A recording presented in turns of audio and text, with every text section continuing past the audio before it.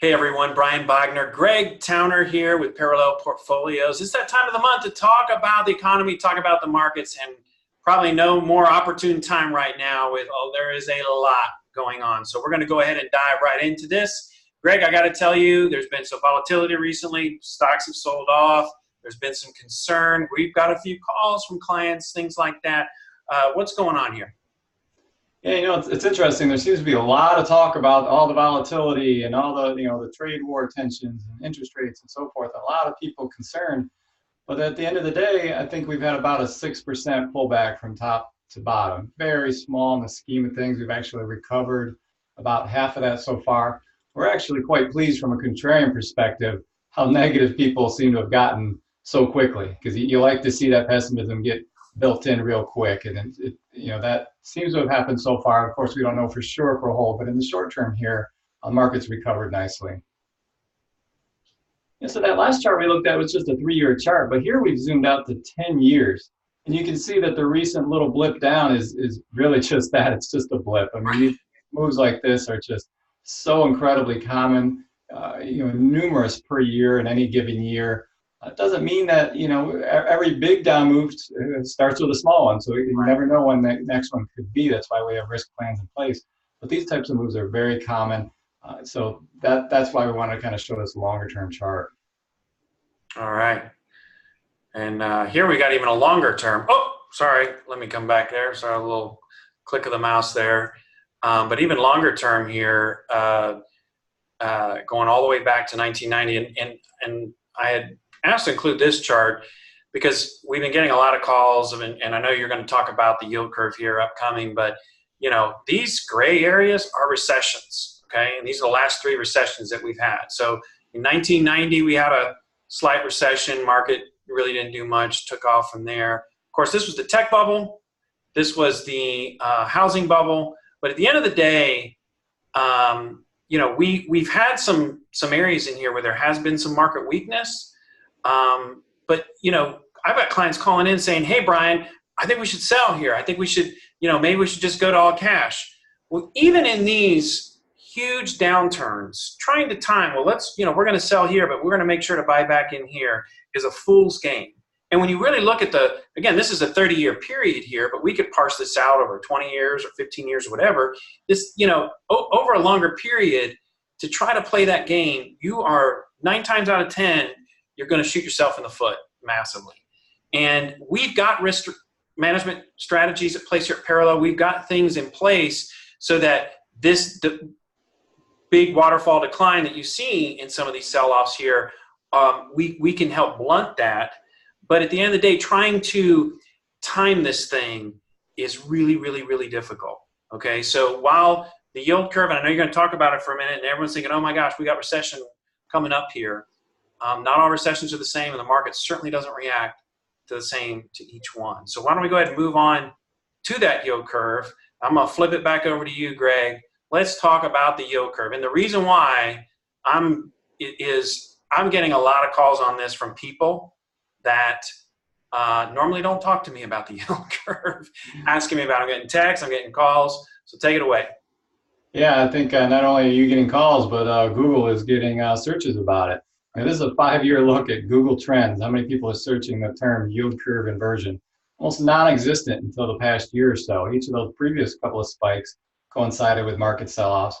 And that huge spike was with our recent 6% sell-off. So our view from this, yes, historically the yield curve inversion has been a pretty good indicator of recession. So it has been notable. But historically, it was really just followed within our industry by economists and so forth. Now it's gaining massive mainstream media attention. And we can't help but think from a contrarian perspective that when everything is just so well, publicized and thought about, it may be already factored in some capacity. Now, we're not going to completely ignore it. There's certainly ramifications, but it just seems like everybody is focusing on something that in the past they hadn't been.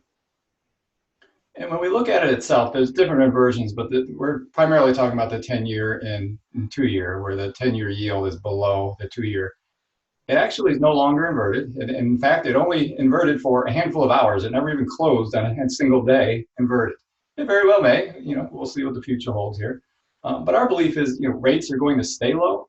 The Fed has some key decisions upcoming in the next few weeks, including later this week. They're going to be speaking. They're probably going to push the low end down more. Inversion may not even, happen again, or it may. But either way, we think that it's getting so much attention that it could actually be a little bit different this time. Yeah, I try to explain to a client today that if we were getting calls right now, oh my gosh, I want to buy more, I want to buy more, I want to put more money in, let's leverage up and do this, I would actually be getting more worried about the market. But it's the opposite that's happening. People are like, they're concerned. There's a lot of anxiety out there. And again, going back to this chart right here, nobody was talking about the yield curve inversion here, or even here. Everybody's talking about it here. Everyone's, there's all this going on. And guess what? It was only inverted for a few hours, and we're moving on. So again, I agree with you. It is a concern, but I do think that we got to keep it definitely in a perspective. So all of this obviously affects the U.S. economy, right? Everything we're talking about. So talk to us about the economy here. Yeah, and the reason the economy is so important beyond the obvious day-to-day for all of us is that chart, that long-term chart you showed with the recession. But the worst bear markets in stocks do tend to occur during recession. So it's very important. There's no question we could show charts here of some slowness in the economy, particularly things tied to trade with China. So it'd be easy to pick those charts, but it's also easy to pick some positive charts. This is a popular index called the Cities Economic Surprise. When it's in the positive area up above that line, economic news is coming in better than expected. Right. So recently it's been coming in worse, but now it's trajecting higher, which is very important because historically it's had some ties to the stock market. When it's showing an improvement like this, coming in better than expected, tends to be good for stocks. Again, another sentiment thing that we look at. And I know, this is a look at the consumer spending. It's been quite strong. I know it's something that's interests you, Brian.